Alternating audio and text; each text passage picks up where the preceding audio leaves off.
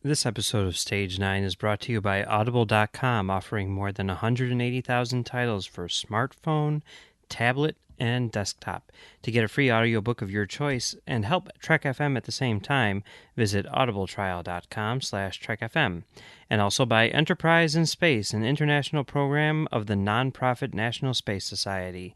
Find out how you can help science and education and become a virtual crew member aboard the NSS Enterprise Orbiter by visiting enterpriseinspace.org. And if you want to join the conversation and share your thoughts on this episode, join the Babel Conference, our listeners group on Facebook. Just type BABEL into the Facebook search field. We look forward to seeing you there. You're listening to Trek FM.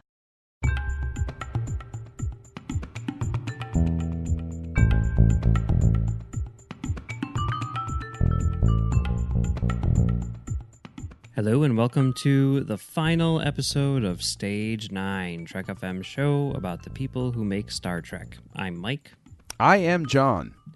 And today we're going to be wrapping up our journey through Star Trek creators and something which we've been doing for years before Stage 9 existed over on Commentary Trek Stars, and, kind of wrapping up all of our time here on the network, Trek.fm, and, reflecting on what was and, remembering the good times and the bad and everything in between. Wait, bad? There were no bad times. There were no bad times. Okay. It was all good times, Mike. Okay. Are you going to give me some sort of like M. Night Shyamalan revelation here where it's like, I never enjoyed this, or something like that? No. All right.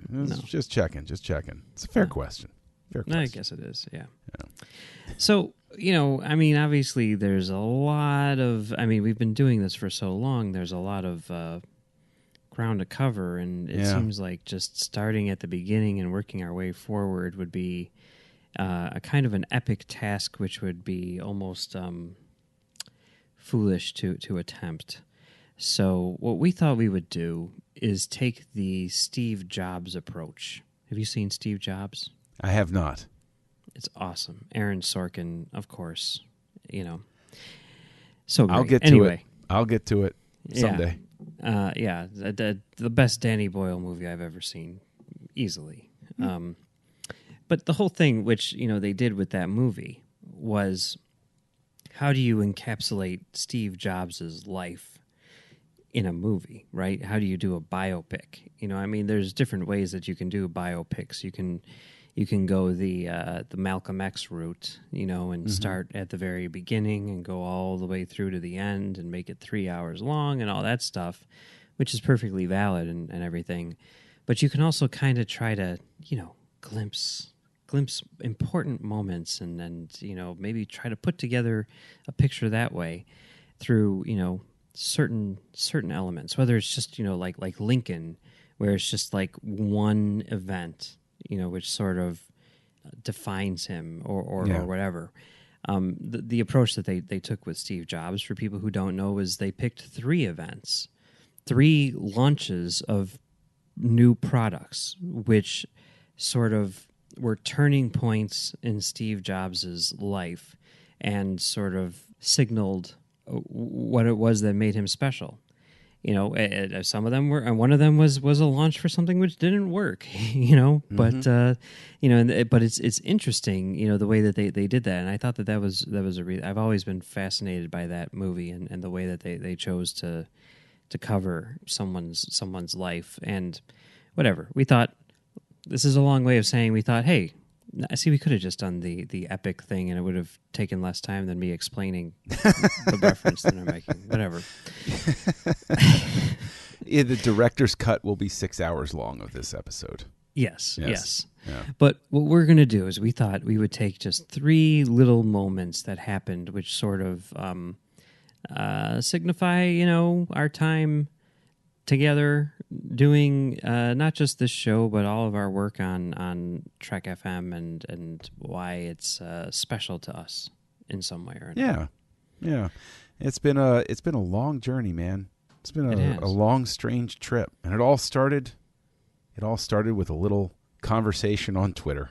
Well, Yeah, which is weird because tete-a-tete. I always try to remember like how did we meet? Like it's one of those things which I always have it like, for most of my like online interactions, especially with like podcasters, I'm like, "Oh, well I remember, this happened and this happened and this happened." And with you, it's always a jumbled mess, and I think you Yeah. finally like set me straight. But like I thought that we had met somewhere online and I didn't know how, and then I brought you into Trek FM, but that's not the case. I think you discovered the Ready Room and you participated in the Ready Room, and that's how we got to talking. And then we started talking about stuff that wasn't Star Trek related, and then it eventually became about Star Trek related stuff. So, Yeah. okay, so you got involved with the network. I mean, how? How did you hook up with the Ready Room? Kind of lost to the mists of time, in all honesty. I just know that it happened. And I don't know if this was the first time I was on the Ready Room or not, but the one that sticks in my brain is discussing If Wishes Were Horses from Deep Space Nine's first season. That's the one that stands out. I know that I was on the Ready Room other times as well. That might not be the first time, but I know that definitely, even if we were tangentially aware of each other, it was the legendary John Carpenter discussion that we had on Twitter that sort of opened the lines of communications between the two of us, and accidentally brought Max in as well as like an unwilling combatant. And I learned who was who tweeting from the Commentary Track Stars account. Because I think it was Max who was like, no, I agree with you. No. Like he actually interjected. He's like, no, he's talking for himself. Yeah, I guess it was the good old days when I didn't have my own Twitter account and I was just tweeting from @ComTrackStars. And Max and I had been doing Commentary Track Stars for a while, and then we started up Commentary Trek Stars on Trek FM. So that must have been how it was. I saw whatever tweet saying like John Mills is on Trek FM, and I'm like, oh, I guess I better follow John Mills then. Although we actually crossed paths. I think the first time we recorded together was actually we did a crossover show with Commentary Track Stars and Words with Nerds where we had our John Carpenter debate. Yeah. And that was where we first recorded together. Right. Because like that was kind of like how this all came about, was like I said something. I guess we were following each other on Twitter but hadn't really interacted at all. And I said something like John Carpenter's later movies are his best movies, and the Escape from L.A., Vampires, Ghosts of Mars Western trilogy is kind of like the pinnacle of his career, and you took offense to that. I think I gently intimated that you were off your rocker. Still feel that way. Hasn't changed in years. But and yes, you wrote, I so moved you, and I've since seen this happen, to other people. But I so moved you that you wrote a blog post about it. Yes, I did. I wrote a blog post, and that was actually what prompted Max to set me straight to say, no, this is two of us. And I had to like go back and edit the blog and be like, okay, I have to draw a distinction here. This is just Mike. Max agrees with me. And I wrote the whole thing just like hammering how it was nuts to think that John Carpenter post, I think They Live wound up becoming my demarcation line. Where like that's where the roller coaster. Which side does it fall on? They Live is like just past the crest of the hill as it's going downhill. Oh my God. They Live is so great. No. It's still up near the top of the hill. Okay. Like it's that moment where like you're hanging, like when you're in the first car of the roller coaster, you have that, and you're like building, and you go over, and you're like, oh, it's about to come, and then you like hang there for a second while the back cars are catching up to push you down the hill. Mm-hmm. That's about where They Live is, and then it's a very steep, quick, I'd say about 85-degree drop, rocketing downward through things like In the Mouth of Madness and those sorts of things. Yeah, I mean, I love his early movies, and the middle section of his career is where he kind of loses me. But once you get back to Escape from L.A., I'm just like, this is so great. All three of them, not counting The Ward, which I don't really think counts. But yeah, I mean, not that I don't like early John Carpenter, but yeah. We decided that we should have this debate on a podcast since Max and I were doing commentary track stars and you and Craig were doing Words with Nerds. And we thought, okay, we could both benefit from this, do an episode where we both release it, in our feeds. Yeah. And that's what we did. And that was the first time that we ever, did something together. And, it was fun. It was great. It was great fun. It really was great fun, and I was thrilled when I started playing with you guys over on commentary Trek Stars, because that was great fun. Because was the first time, did I jump on there for the first time like talking Lindelof?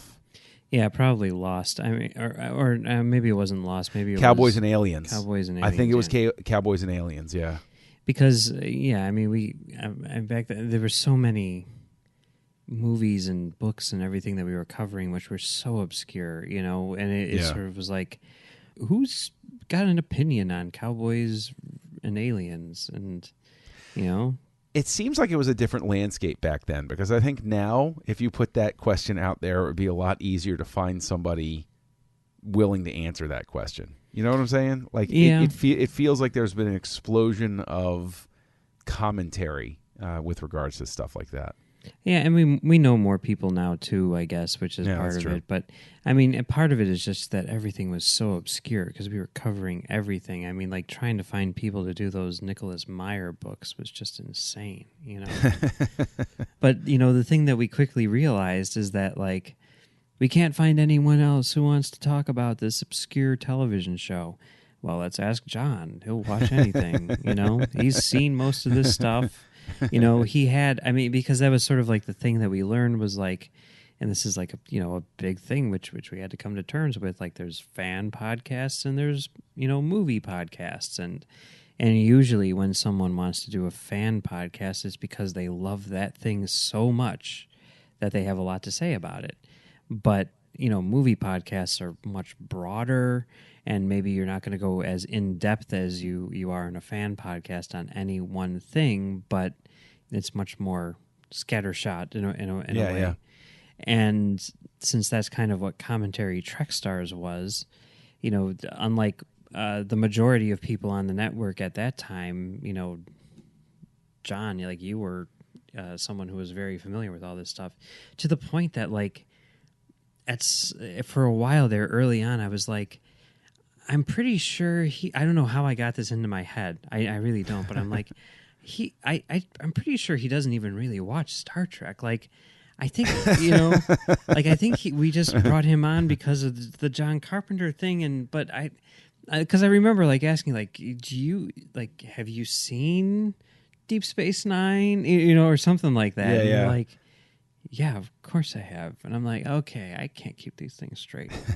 I was not a particularly popular child, and I lived out in the middle of nowhere. So like there was a lot of watching of things that occurred, coming up and everything. But I mean, like the thing that I to this day love and have always loved is the fact that honestly, I have you to thank for even being able to appreciate certain technical aspects of anything. Like I might have seen stuff, but I couldn't articulate anything beyond like, oh, I liked it, I didn't like it, oh, Damon Lindelof can't close out a show or something like that.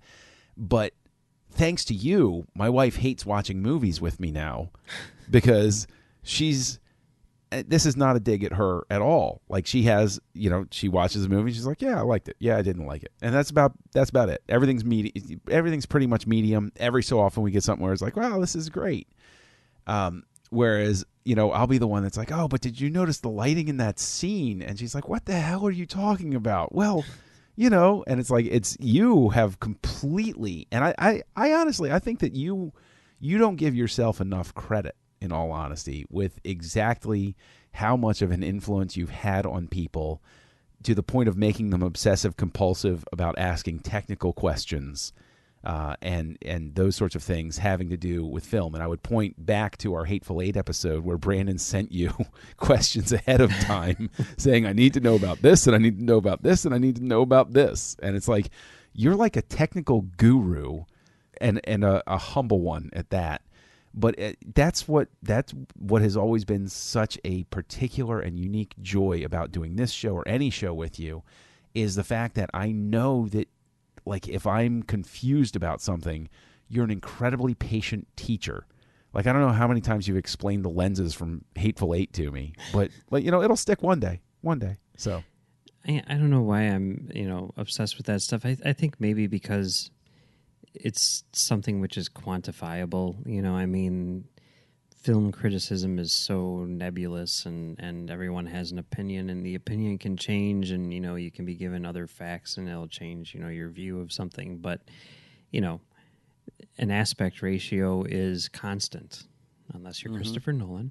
I mean, like things like that. Like these are like, it's like math and science and those things, and you can actually like talk about them in absolute terms because, it's not like I mean, it is a creative choice, like what you choose to use, but like that thing that you use is like a scientific thing, that exists. And I don't know. I guess maybe that's why I like all these technical nerdy things, Well, I mean, it even, I finally did get around to seeing Cloverfield Paradox, and I think you liked it more than I did at the end of the day.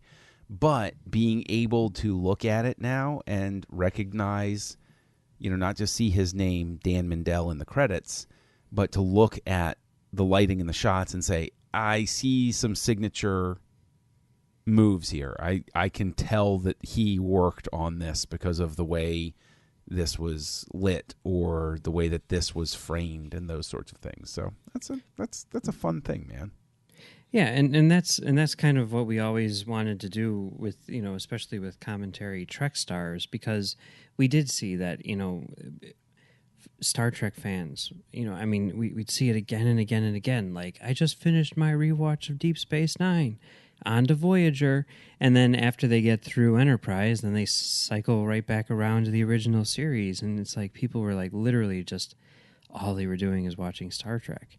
And our thinking was always like, if you really like these J.J. Abrams movies, you might also like Mission Impossible 3, because they have a lot in common and it's the same people, and I mean, it's just kind of like the thing, that's something that crosses over. So that was kind of like our goal with this show, is to be like, well, why don't we just check out some of the other stuff that these people are doing, expand your horizons. And we were doing that. We were expanding our own horizons in the process, because part of it was also like, I know that Nicholas Meyer has written 1 million books. I haven't read any of them. I basically need to force myself to read them if I'm ever going to read them. So how about we just do it as a podcast? Because if you do it as a podcast, you pretty much are obligated to, because you've said you're going to do something, and then if you don't do it, it looks bad. But yeah, I consider myself lucky to have been along for the ride, because I like the fact that we've been that PSA at the end of the after school special to learn more about visit your local library sort of thing. And the idea that you can construct like an anthropological analysis of a filmmaker or a writer or even a cinematographer and be able to look at how they work and what they do, I think it gives you a better appreciation for the art in and of itself. Like, if you look at a certain music producer like Rick Rubin, right? You can sit there and you could line up his stuff and say, what is common between these things? What is the commonality here? And you'll find a thread.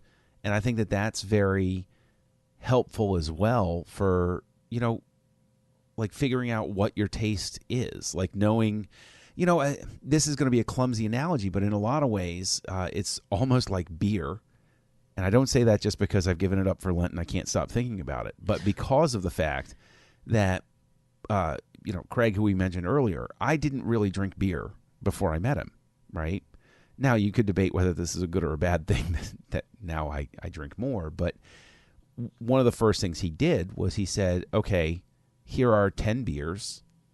I don't think you've had the right ones. You don't really like it. You don't really like to drink it. But, to give you an idea of what you do like or don't like, here's a list of 10. Try them. Tell me what you think of them. And I came back and I gave him 10. And he said, okay, here are 5 more. And then he was able to put a taste profile. And he's like, if you choose to have a beer, you're going to lean toward this. And it's held true. And I think that looking at the works of these other filmmakers, you can very much find out, do I love their work simply because it's within the Star Trek realm?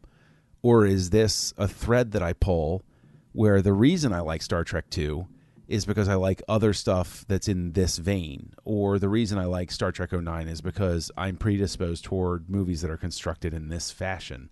So I think that's a very useful thing.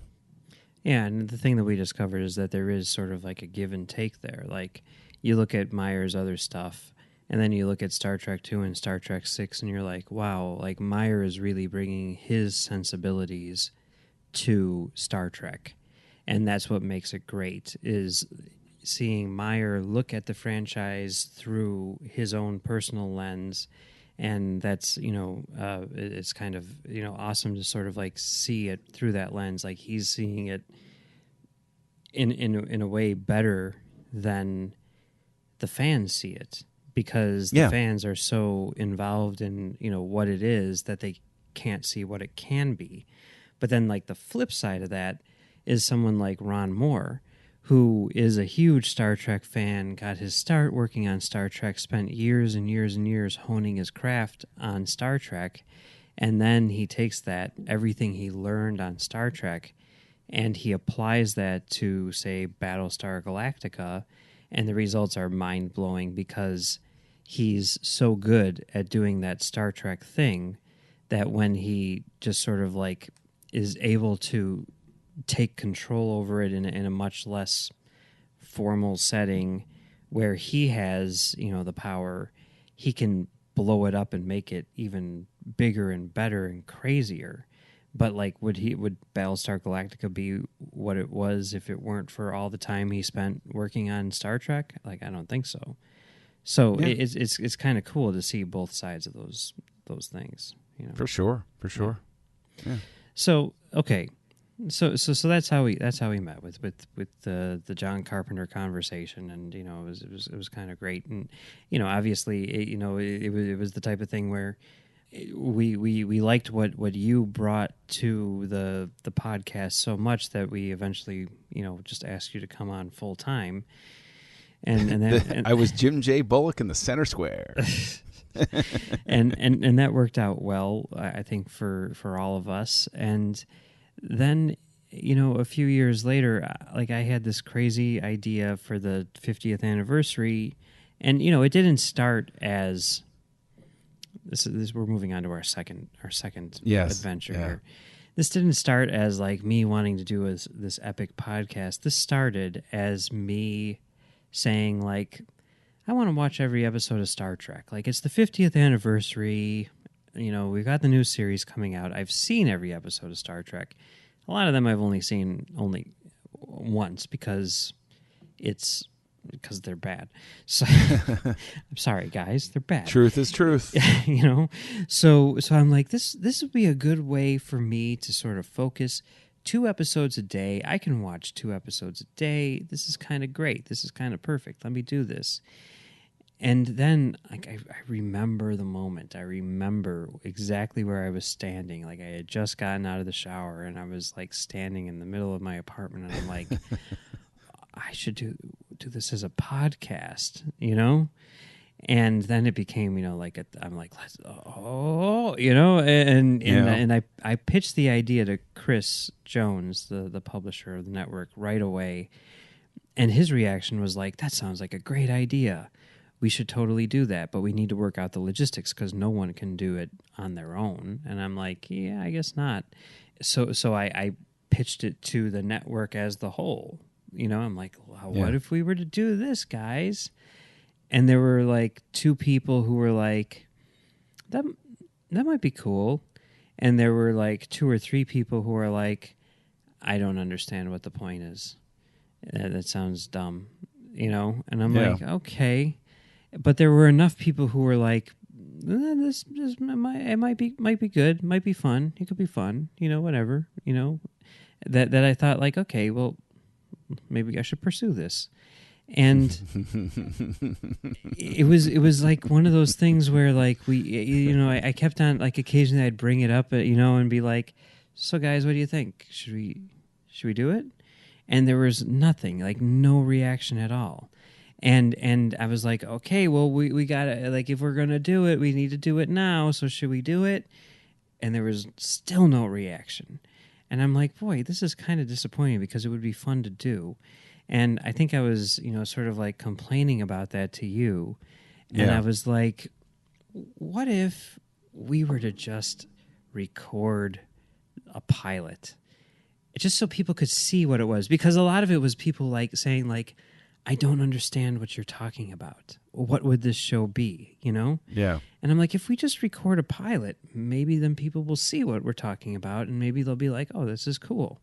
So even though you were like super crazy busy because you just had a kid and everything like that. Yes. You were like, sure, I'll watch the first 3 episodes of Enterprise and we can talk about them for 15 minutes each or whatever it was. Yeah. And we did it. And we like basically without telling anyone, because the project, I think in most people's minds, was dead. But we just did it on our own. We recorded it, we edited it, and then we just posted it up on our planning site and said, what do you guys think? And that's when everyone like listened to it and was like, oh yeah, this is cool. This would be fun. And then everyone was like, let's do it, And hijinks ensue. Yeah, and that became, people really responded to that show. People really loved it. It was just like like this big, massive thing and this massive undertaking, which really defined my 2016. It just sort of became like a daily thing, and it was all because the 2 of us just were like, what if we do this? And there was even like a thing where like right before we started, I was like, if I don't upload this file, no one will say anything. No one will ever know about this and no one will care. But if I do upload this file, I'm basically going to be doing this nonstop for the next year. And then I uploaded the file because, I'm not very smart, I guess. From there to here was, okay, first and foremost, it was a great idea. Everybody enjoyed it. I enjoyed listening to it. Everybody dug it. Number 2, it still blows my mind that like some official Paramount or CBS or whatever outlet didn't do that. Yeah. We did what the big dogs wouldn't do. And that is pretty awesome because that's where like the innovative stuff happens. That's the space where it happens. And somebody's like, why isn't somebody doing this? Let's do it. And the sheer monumental amount of effort that you put into it may be a quiet moment in history that won't get written about anywhere. But there are those of us that will always know, Mike, that will know what you put into that. And yes, that is not to take away from anybody else. People did art, people did recordings, people uploaded their stuff and all of those sorts of things. But there was the spreadsheet. There was the, hey, could you please upload your audio? And you know what? Before anybody thinks I'm like throwing that at anybody else, I was the worst person whenever I participated. Mike still, to this day, has to send me reminders saying, can I get the audio or the art or something like that? I was like, oh, right. Yeah, sorry about that. No, you I'm need the to do worst the same about thing that. For me, I'm never uploading that audio for Great Shot Kid ever, but it's like it's just out of sight, out of mind, It just happens. But yeah, I mean, from there to here, honestly, was the best celebration of Trek that year. like I can't think of anything else that was done that year in any outlet where it's like, for, how did you celebrate the 50th anniversary of Star Trek? My mind goes to From There to Here, of course. How else would I have done it? And that, and it was definitely like a lot of fun, and there were, tons and tons of people who worked on it and contributed, for sure. I'm not by any means trying to take all the credit for this show. I mean, it was just a grind. It was definitely a daily thing where it was like, I've got to do this stuff, but it was worth it, I think, because of the people who listen to it, their reaction to it, and their interaction and everything, and the fact that people were enjoying it. And I really love the fact that we got to have so many different voices on that show, and you never really knew what people were going to say. I mean, there was, I think, because it is a fan podcast, again, there was like a lot of stuff early on where, like, we're watching Enterprise, and there would be people, myself included, who'd be like, this episode is not good, and and like I got more than a few letters or tweets or whatever saying, like, are you planning on celebrating Star Trek in this 50th anniversary celebration, or are you just going to crap all over it for the next year? And it's like, I am. Look, we're playing the long game. It's a 162 game season. You're going to lose at least 60 games, but even if you do that, you're still going to make it to the playoffs. That's how I always thought of Star Trek. Like 729 episodes. Like if 200 of those are good, that's a massive achievement. It really kind of is, if you think about it. It really kind of is, especially considering there are like entire seasons of some of the shows that you just hit. That's 24 episodes right out the window. Exactly. Right. Maybe 22 out of the 24 like are out the window, and you got 2 left. Right. Like Conspiracy. The idea was, like, when we got to the end of it, we could look at this entire body of work and be like, this is amazing. This is the best television franchise ever. But you're going to have your alternative factors and your thresholds. Now you hold up right there, because Brandon and I did alternative factor, right. And we came out swinging the fences for that one, and we found that there was more love for that episode than anybody ever thought. And see, that was cool, because like I look at alternative factor, and I just watched that episode like a couple of weeks ago. I look at that and I'm like, boy, it's a tough sit. This is a real tough sit. But like I want to hear the opinion of someone who loves it, because it's going to be weird, and it's going to be something that I haven't thought of before. Just like, I mean, there were times where people would respond and they'd be like, I was really looking forward to you guys talking about, Best of Both Worlds, and then to hear that you didn't like it, it really bummed me out.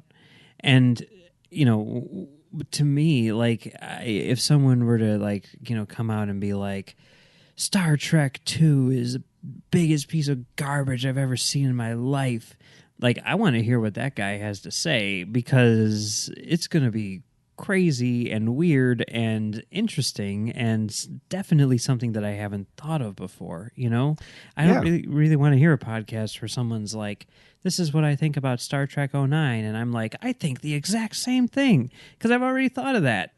I want to hear someone say, like, this is what I think about Star Trek 9, and I go, I never thought of that before. That changes the way I view it. I was raised with the belief, and I adhere to it, that if you truly think something, if you truly love something, then you can withstand hearing honest criticism of it. Yeah. Because the worst thing that can possibly happen is that you'll be forced to think and apply that thought and say, does it still stand up? And if you really love it, you'll walk out and you'll be like, no, I really I mean, speaking as a prequels fan, I'm used to, people throw stuff. No, and I can break it down and, and stuff like that. It's like, you just, it's cool to disagree. Although one thing I will always disagree with the animated series on is they pronounced ambergris ambergris. And I remember that was a point of contention that I had, because I go back to the Futurama episode where they specifically highlight how it's pronounced. So ambergris is not correct. Okay. All right. There you go. That was my big takeaway from there to here. That works. That works. But it is true. Like, like I've heard obviously so many people talk about how much they hate Star Trek Into Darkness, and I hear the criticism, and I'm like, I see what you're saying, but that to me is not important, or that doesn't hold up, or there's all this other stuff here which is so much more important to the movie, and that's why I love it. Where I've also heard criticisms of Star Trek 3, for example, where I'm like, huh, I never thought about it in that way at all. And now you've kind of ruined that movie for me, because like I sit there and I watch it, I'm like, this is great. And then, someone comes in and says, well, but it kind of ruined Star Trek 2. And then I'm like, that's accurate. That's accurate. That's a pretty fair comment. Now I don't like Star Trek 3 anymore. Oh, well, Well, I like Krug. Well, I mean, that's the thing, right? Like, I still watch it and be like, oh, this is so exciting. But in the back of my mind, I'm like, it's too bad it's not a good movie anymore, But then, like, when I don't know. It's a complicated thing. But our love for these things always is complicated, and I think that it's also I've pointed to James Bond recently, but I think Star Trek is another franchise where you can sort of see how if you encounter an entry in the series that isn't your favorite or isn't particularly good, it doesn't mean you're going to stop watching it. It means that you're going to compartmentalize it. You're going to say, you know what? I really loved Skyfall, but Quantum of Solace was not a good movie, and that's okay. And I will move on, to a different film, or I'll look through and I'll say, Star Trek V gets curb stomped all the time, and nobody stopped being a Star Trek fan after Star Trek V came out. So, And the other side of that, the other thing about that is it's like, there's a lot of times where people will say, like, if you don't like this thing so much, like if you dislike this thing so much, why would you even want to talk about it?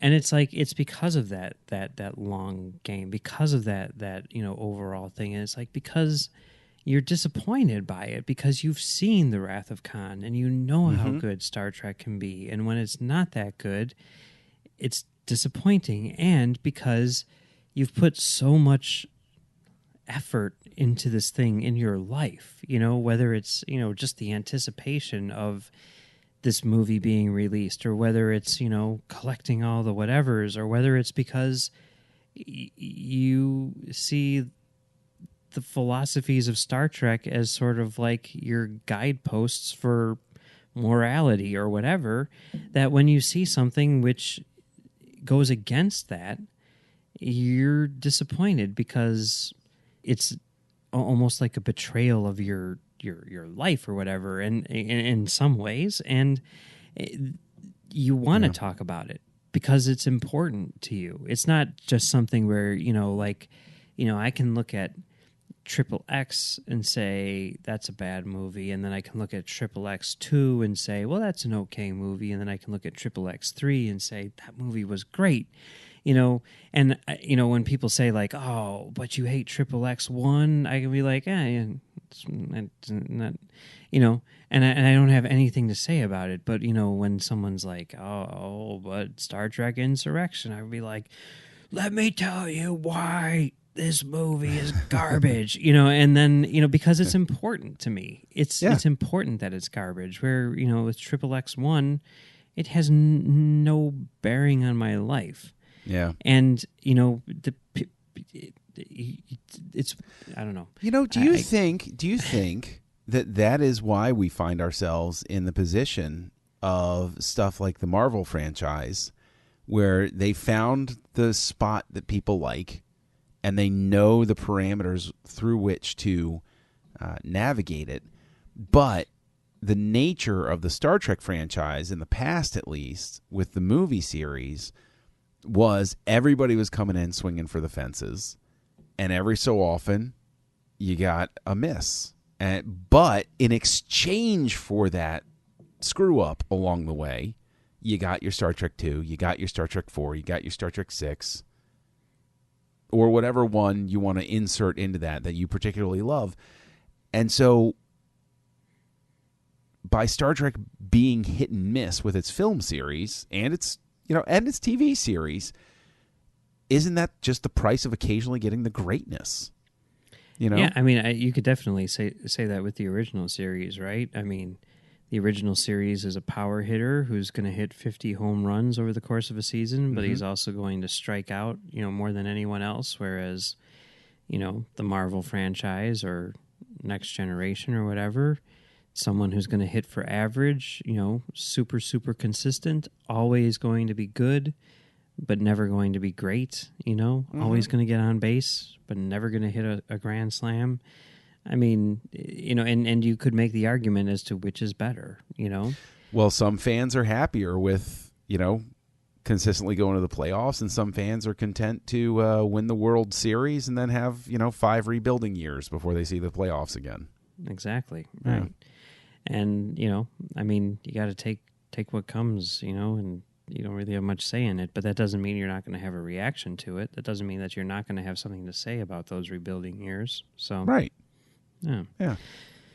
Anyway, the whole point of bringing up, from there to here is just the idea that it's nothing to do with any of this stuff that we're talking about, really. It's just the idea that, like, it's kind of, I don't know, I think amazing to us in a lot of ways that, like, we are just two guys sitting around talking about something that we like, and yet that conversation can become, something which is kind of like part of a communal discussion, where it's not even just all of the people on the network who are, talking about Star Trek for, 15 minutes a day, every single day for a year, but also all the people online who are reacting to our discussion and everything like that. And I just, I don't know. It's one of those things where I think about it, and it just makes me happy that, if it started off with just, the two of us being like, what if we just, try it and see what happens? Yeah. And, it was a pretty cool thing that happened, Yeah. Yeah. I agree. Okay. So let's move on to our third element. Okay.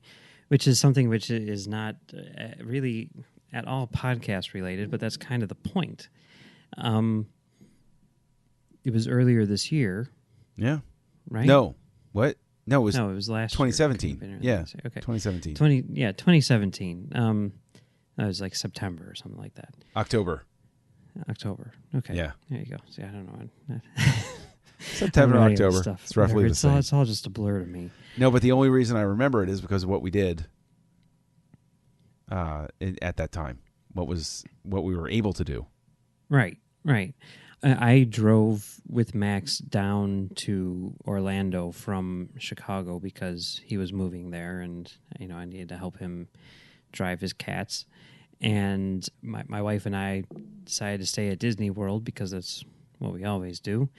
And it's what Orlando is for. Exactly. But one of the other cool things about Orlando is that you're down there. I am. So we got to meet up and go get dinner at the happiest place on earth and go see a movie together. Yeah, seriously, that's like a bucket list item, y'all, is that I got to see a movie in person with Mike Schindler. Like, I was like, yes, it happened. It finally happened. No, I mean, same thing with you. I mean, I think it's pretty cool that because like they just had Force Friday 2 or whatever, Force Friday 3 if I'm gonna, or I like to call it Last Friday because the first one was Force Friday and the second one was Rogue Friday, so this is Last Friday. So it was just after Last Friday. It was just last Friday that we were in Disney World and we got to walk around to all of the gift shops and look at all of the Star Wars merchandise. I mean, to go like Star Wars toy shopping with John Mills. The Wall of Porgs. Pretty great. The Wall of Porgs. I remember those. I still have to get my porg skull to drink coffee out of. But Yeah, well, but see, that's the problem with those mugs is like the full pork. I gotta saw the thing in half and then like put the bottom back on it, so it's just its head. Yeah, but yeah, no, going around, walking around Disney, and then going to see Close Encounters of the Third Kind in its re-release. Yeah, and for me, one of the highlights of it, besides sitting there watching it on the big screen and saying, "Oh, hey, look, there's the Klingon D7 right there, but they painted it wrong, but that's cool." And and then walking out, both Mike and I, this classic of American cinema that Denis Villeneuve has cited as terribly influential, and J.J. Abrams says it changed everything he saw possible about filmmaking. And Mike and I walk out and we're like, "Yeah, it was all right." Like it was. What do you want us to say? I mean, if we went to see something like Lost World, Jurassic Park, or Minority Report, or whatever, I'd be like, "This is one of the best movies ever made." But we went to see Close Encounters. It's Lester Spielberg. What do you want me to do about it? I didn't make the movie. Yeah, it's it's definitely a product of its time. But again, getting back to what we were just talking about, that's the beautiful thing of it is like we're both able to just walk out and just lay an honest opinion about it and just like hey, and if people love it and they think it's good for them. That's awesome, cool. Yeah. And also, you introduced me to Red Vines. Yes. My go-to candy when I watch a movie is Twizzlers. And you were like, "Oh, they got Red Vines." And, I tried them. And, I mean, my wife will attest that now, usually if I'm going to a theater that has Red Vines, I'll be like, "Let me get these." They're like Twizzlers, only better. Yes. Victory. Victory. Yeah. So. Yeah. So that was pretty cool. And then that kind of like speaks to this whole thing is it's like, yeah, we started off because we were disagreeing. Hey, by the way, we were disagreeing about John Carpenter and, that disagreement, talking to someone about, why they're wrong about a movie led to, a friendship, which led to a podcast, which was listened to by a bunch of people. And it also led to, two people meeting, watching another movie that they didn't like. Yeah. Pretty special, Next time it's going to be a movie that we do like. Yeah. See, we should have gone to the T2 3D. We really kind of should have. My 3D bias really worked against me on that one. I really should have just bitten the bullet. I should have just been happy just to see T2 on screen again because that's one of the best movies. It is one of the best movies ever, for sure. Although it's a theatrical cut, right? It's not the... It is the theatrical cut. Kind of prefer the special edition. Not the ultimate edition, but the special edition. The one they released on video back in 92. Yeah. The special edition is okay, but it's not. It's theatrical cut. I like the special edition more because it fleshes out everything that's going wrong with the T-1000 in the steel mill. That's true. I mean, there's a few extra points there, but... I think a lot of it is... I mean, I don't dislike the special edition. I just think that the theatrical is a bit tighter and a bit, Yeah, no, I'll give you that. I wish that they could, meet in the middle and just have the extended stuff inside the steel mill. And then... Because I really do think it's a big deal that shot of seeing fake Sarah Connor's feet melded with the iron grating... Yeah. It's a cool shot, and it's also like, oh, that's how he suddenly notices that it's the wrong one. Well, hey, I mean, Close Encounters of the Third Kind is a in between cut, the one that we watched. So maybe one day James Cameron will do an in between cut. Hey, there are 6 cuts of Blade Runner out there. Why not 6 cuts of T2? Yeah. No, well. Yeah, well. All right. So that's it. That's the story of us. That's the story of this podcast. Yeah, it is. It's the story. I feel like. Have you seen that show? This Is Us. No, I haven't. Okay, good. No. My wife watches it, and I catch 5 minutes here or there, and I've been kicked out of the room for saying, "Is anybody ever happy on this show?" But yeah, no, the story of I just think of This Is Us, and it's cue the slowly twanging guitar as we're saying our farewell to Stage 9. Yeah. Did you ever see The Story of Us? The Rob Reiner movie with Michelle Pfeiffer and Bruce Willis? where they're like going through a divorce. No, I didn't see that. Is it good? No, it's terrible. It's a terrible, terrible movie. All right. But, All right. you know, maybe that's a metaphor for Stage 9, too. I don't know. But anyway, it's been fun for sure. You know, I mean, yeah. I mean, you know, and that's the thing is, it's like, you know, we do this podcast. We've been doing it for, you know, years now in one incarnation or another. And, you know, it's really gotten to the point where it's like, well, you know, this is a lot of work, and, you know, there's sort of, you know, the law of diminishing returns. We've been talking about Star Trek for so long that maybe, you know, it's time to shift the conversation to something else. But, you know, the one of the things which has always sort of been in the back of my head where I'm like, but is, you know, the fact that I enjoy talking to you every Monday night, you know? So I mean, do that's I. Yeah. that's the thing that, you know, I mean, editing and publishing and all that stuff is kind of a chore, but, you know, the thing that makes me keep on coming back and doing it again and again and again is the fact that, you know, we get to do what we're doing at this very moment, you know, just chatting about movies. So, yeah, man, you know, it is a singular pleasure. There are a couple of people that, you know, every so often the last week, hey, so what are you doing on Monday? I'm like, come on, man, that's Mike's day. yeah. Like, that's you know, that's Mike's day. Don't bother me on that day. So, yeah, it's a good way to start the week, I think. I agree. All right. Well, before we go, we have some people who we would like to thank for making this show possible. Yes. Because we definitely could not do it alone. First off, our associate producers, Norman C. Lau, Jeff Sutter, and Chris Steftenagel.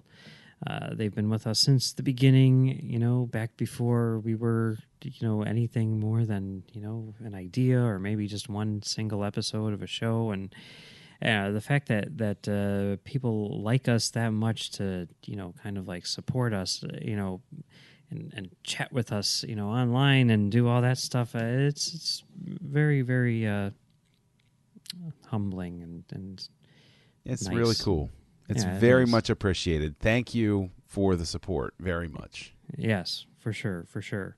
We also need to thank our executive producers, Ken Tripp and Matthew Rushing, who, of course, is your co-host over there on the Parsec Award-winning aggressive negotiations. Yeah. Yeah. And Matt has definitely bailed us out on occasion when, you know, I might have messed something up in the publishing or, you know, that kind of thing. And Ken has always been extremely supportive as well, you know, sending us little notes talking about how he actually listens to the show. That's very, very kind and very much appreciated. Yeah. We need to thank all of the people who have come on as guests on this show. You know, there have been a lot of them. Charlene Schmidt, who was on the very first episode to talk to us about Kirsten Beyer. David Mack, who was talking about his short stories, which was, you know, really, really fun.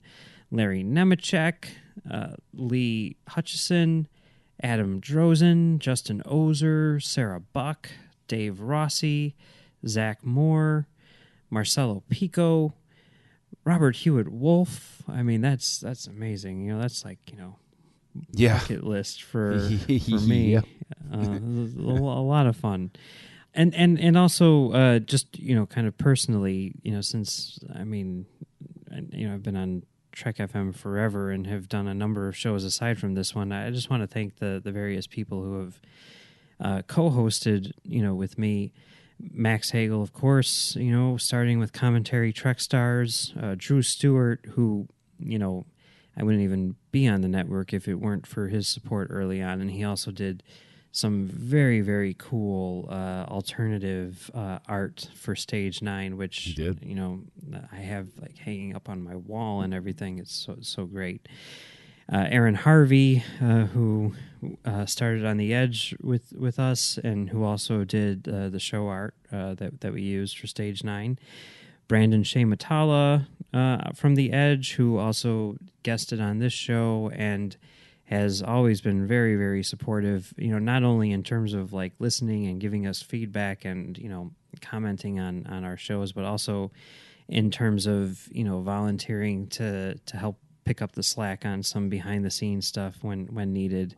We really, really appreciate everything that he's done for us.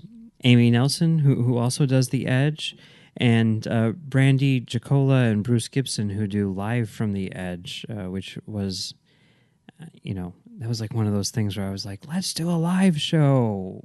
And then I'm like, but I don't want to do it myself. And, they're much better suited to that format. And I love the fact that, they were able to implement, one of those crazy ideas that we had. And then, of course, Christopher Jones, the publisher and, executive producer and all of the rest of it, who, allows us to do all this stuff and who's really taught both of us a whole bunch about podcasting stuff use. A whole